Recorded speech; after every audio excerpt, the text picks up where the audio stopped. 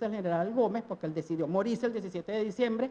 y eso determinó la posibilidad de que una sociedad que tenía 27 años sin movilización política, 27 años de control político por parte del poder, o sea, surge con un discurso, con una acción, con una movilización que dice, volver a la política, esto hay que convertirlo en un proceso que permita transformar esa realidad del pasado en una nueva oportunidad para la sociedad venezolana, que significa los actores sociales organizados colectivamente. Y allí sí podríamos pensar en una sociedad civil mucho más consciente del lugar que les corresponde ocupar en ese momento de transición o ese momento de forzar la posibilidad de una transformación que dé lugar a otras formas de participación política. Y allí hago valer lo que decía Miguel Ángel, una transición que tiene que construirse, que no es que viene del cielo, porque entre otras cosas hay que recordar que el sucesor de Juan Vicente Gómez era Eleazar López Contreras, su ministro de Guerra y Marina, que además no había parpadeado durante 27 años respecto al régimen de Juan Vicente Gómez. Era un hombre del gomecismo. Y esa presión social y esa acción colectiva, más allá,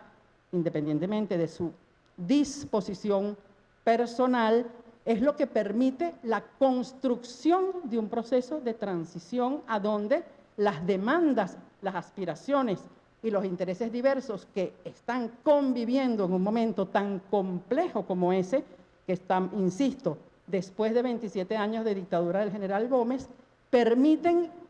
la posibilidad de llegar a acuerdos,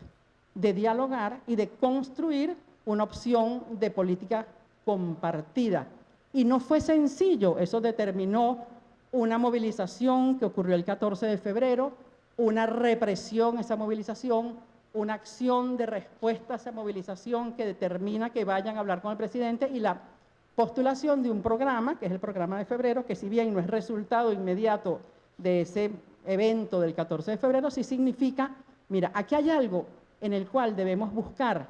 la manera de ponernos de acuerdo para poder avanzar no solamente en lo que es el ejercicio de la ciudadanía política, sino también de la ciudadanía civil, de la ciudadanía, de todo lo que eso representaba como aspiración. El estado en el cual se encontraba Venezuela en 1935 era deplorable en términos de educación, en términos de salud, en términos de integración, en términos de posibilidades de democratización. No había partidos políticos, no había organizaciones sociales,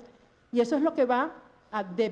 digamos, a permitir o a forzar una nueva oportunidad que implica construir espacios de participación y espacios de actuación política desde la sociedad. Y un elemento inédito, como muchos otros de esa coyuntura, es la presencia de las mujeres. Las mujeres se organizan, las mujeres no eran ciudadanas, las mujeres no tenían derechos civiles,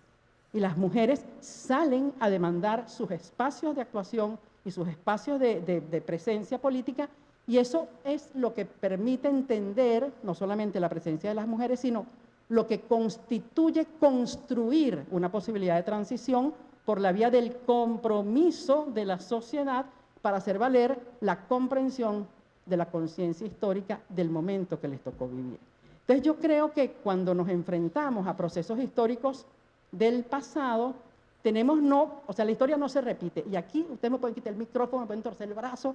La historia no se repite. Cada momento histórico es específico, particular, y depende de las circunstancias en las cuales ocurre ese momento histórico. Pero sí creo que hay referentes sustantivos de esos pasados que nos permiten saber cuáles han sido las capacidades de la sociedad venezolana para responder a las exigencias de su momento histórico. Entonces nosotros no podemos responder a las exigencias del momento histórico del 36 con lo que son las exigencias históricas del momento histórico del 2026. Pero sí sabemos que estos señores o estas señoras hicieron algo que se correspondía con las demandas que había que resolver para el momento histórico que les tocó vivir. De lo que se trata, y eso me parece importantísimo, el debate que estamos llevando a cabo es ok, cuáles son las condiciones históricas y cómo es que de la sociedad surgen las expresiones que pueden dar respuesta a estas exigencias históricas en las cuales nos encontramos. Y realmente ese proceso de construcción de la sociedad civil y de la ciudadanía, que tiene un lugar esencial en ese proceso de transición que tuvo lugar entre nosotros a partir de 1936 y que ha sido accidentado, difícil, con interrupciones, con tira y encoge, es parte de lo que hoy estamos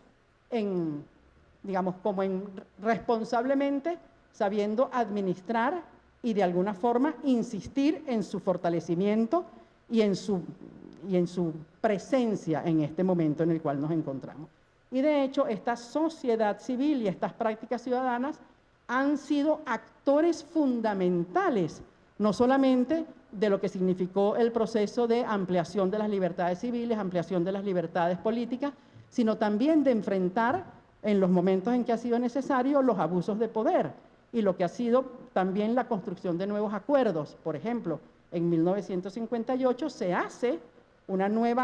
hay una nueva ocasión de nutrir y de construir posibilidades de ejercicio de la recuperación de la democracia por la vía de el convenimiento entre actores con aspiraciones e intereses distintos, ¿no? Y eso significó la necesidad de institucionalizar las prácticas de la democracia, de buscar la manera de incorporar a los militares, a la iglesia, a los gremios, a los empresarios, a los ciudadanos, a los partidos políticos,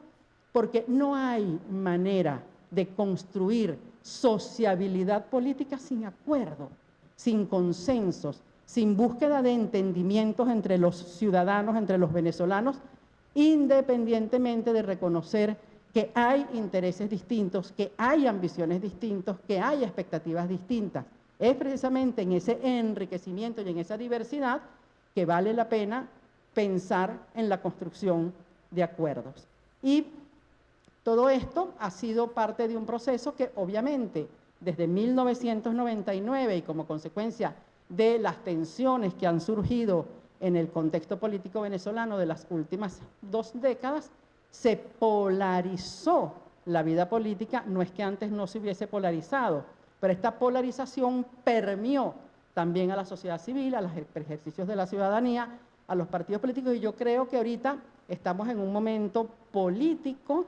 crucial, que es parte de este debate, de la despolarización de la política, de la despolarización de la ciudadanía. No se puede ser ciudadano enfrentado al otro ciudadano. Entonces, como que si fuésemos ciudadanos distintos por las posiciones que tenemos respecto a la realidad que nos tocó vivir. Entonces, la gran invitación de esta reflexión es pensar eso, insisto, como hablaba al comienzo, conciencia política, conciencia histórica del momento que nos tocó vivir. A mí muchas veces me preguntan, bueno, Inés, tú que eres historiadora, ¿a ti qué momento histórico, qué momento de la historia te hubiera gustado vivir? Este mismamente, porque este momento es un momento de enormes demandas, de enormes exigencias, y yo tengo la ventaja que como yo sé burda historia, yo sé qué pasó en el pasado y tengo herramientas para entender que las transiciones, los cambios políticos, la participación, la movilización de la sociedad es una herramienta ineluctable para transformar nuestro momento histórico. Y la invitación es a convencerse de que los protagonistas de la transformación y de los compromisos que tenemos para la sociedad venezolana son ustedes. Así que los invito a hacer historia y a trascender de aquí en adelante como parte de esa transición que queremos construir. Muchas gracias.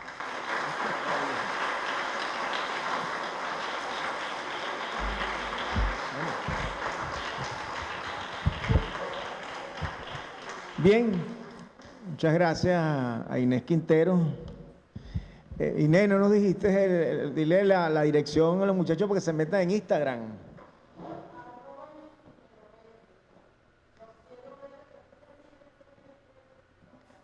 @Inés Quintero M. Ok,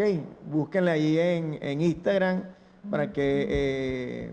disfrutemos de su experiencia académica e intelectual en materia histórica, ¿no? Bien, hay algo que decía de las cosas que plantea Inés, y es que tanto la sociedad civil como los conceptos de ciudadanía son construcciones históricas, son conceptos históricos. Y eso es, por supuesto, bien importante porque contextualiza las categorías y los conceptos y nos permiten ver con mayor claridad el horizonte histórico y social. Pero hay algo que a mi juicio también muy importante, y es que, como decía Miguel Ángel, pues así como el concepto de sociedad civil es un concepto, digamos, como en conflicto, en confrontación, en disputa, también la construcción de la historia es un proceso en disputa, pues porque tiene que ver con la perspectiva del investigador, con la subjetividad del investigador, con los intereses del investigador, y hay una tendencia, por supuesto, que de alguna manera ha hegemonizado, sobre todo en la formación, digamos, de la primaria y la secundaria, que le da un carácter meramente belicista, meramente confrontativo y militar, digamos, a todo lo que han sido los cambios históricos nuestros, al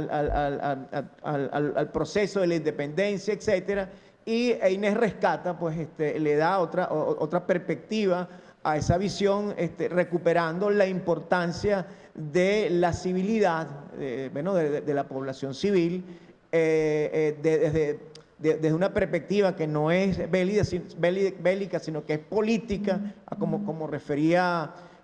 Juan Luis, pues política en el sentido del diálogo, la argumentación, la razón y la construcción de acuerdos y consensos que han sido fundamentales en las transformaciones históricas de nuestro país y también del resto del mundo.